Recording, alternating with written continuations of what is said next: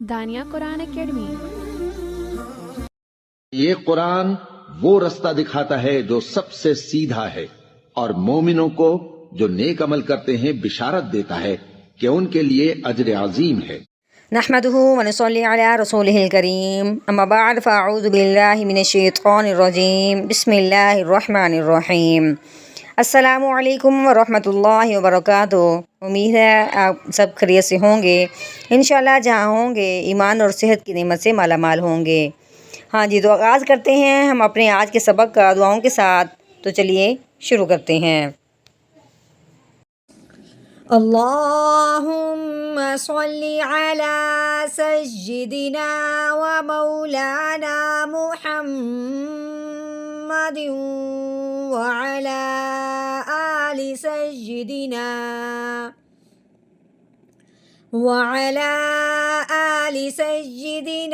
و مولانا محمد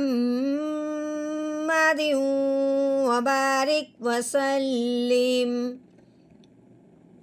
رب اشرح لی صدری ویسر لی امری واحلل عقدۃ من لسانی یفقہوا قولی۔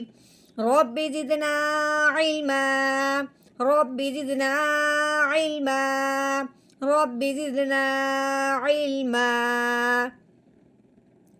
اعوذ باللہ من الشیطان الرجیم بسم اللہ الرحمن الرحیم۔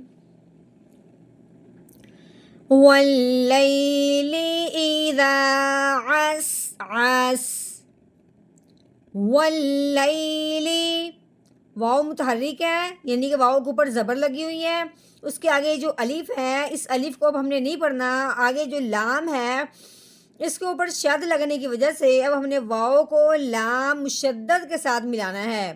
یہ شد آنے کی وجہ سے لام کا نام کیا ہو گیا؟ لام مشدد۔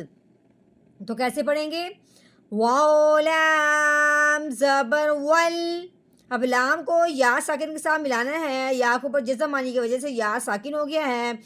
یا ساکن سے پھر پہلے والا جو حرف ہوتا ہے، جیسے کہ پہلے والا حرف لام ہے، وہ پہلے والا حرف کو یا ساکن کے ساتھ ملائیں گے۔ جو بھی حرف ساکن ہوتا ہے پچھلے والے کو اس حرف کے ساتھ ملا دیا جاتا ہے۔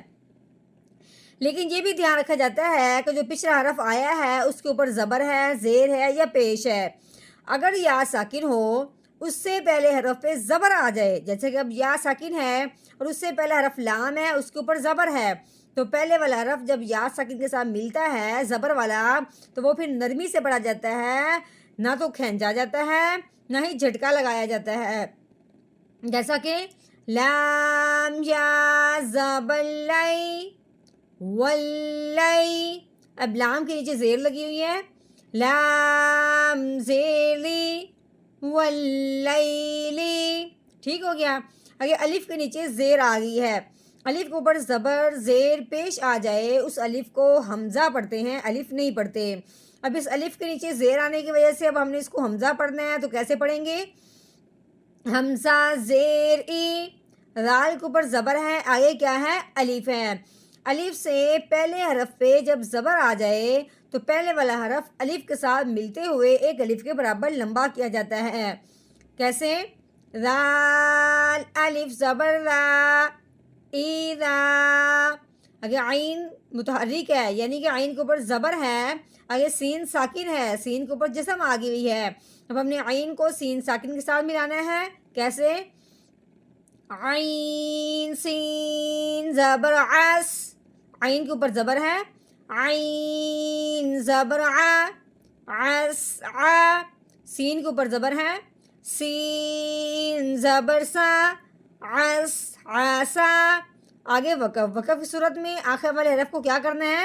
ساکن کرنا ہے۔ تو کیسے کریں گے کہ سین کے اوپر جو زبر لگی ہوئی ہے اس کو ہم نے گرا دینا ہے، ہٹا دینا ہے، سین خالی ہو گیا، اب یہ سین ساکن بنے گا۔ کیسے؟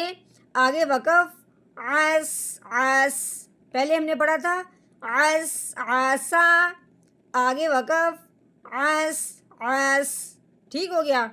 واللیل اذا عسعس.